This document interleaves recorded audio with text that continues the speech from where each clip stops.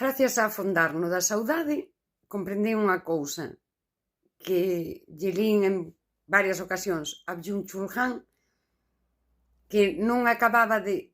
Eu entendía, vale? Pero eu, aparte de entender intelectualmente, preciso interiorizar esas cousas para comprendelas en min.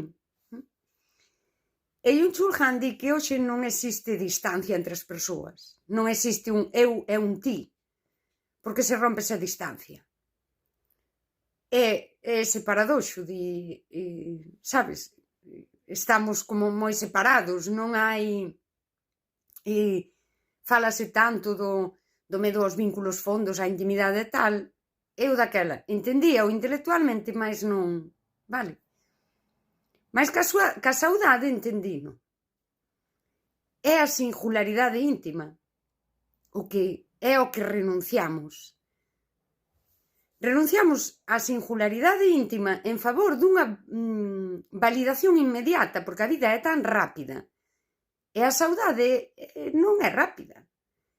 É así, como dicía o que traballaba comigo, intelixencia artesanal. É como artesanal que é precisa de que o teu intelecto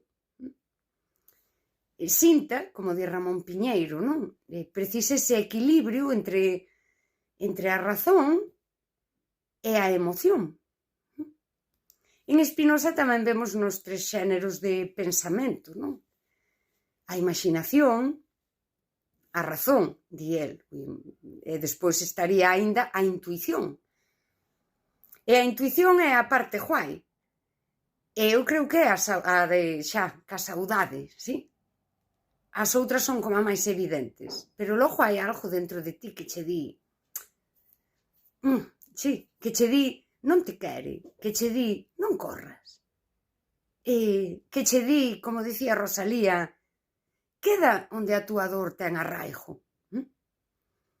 Aí ti quedas na singularidade íntima e respectas isto. Pero unha vida tan apurada, vendemos a saudade de saldo, sí, para ter validación inmediata. E a validación depende de volvernos máis iguais aos demais. Renunciar á singularidade íntima. E desde aí sí que entendo o que di Byung-Chul Han. Non hai distancia entre as persoas. Porque cada quen non conserva o seu, a súa esencia. E fálase da autenticidade e resulta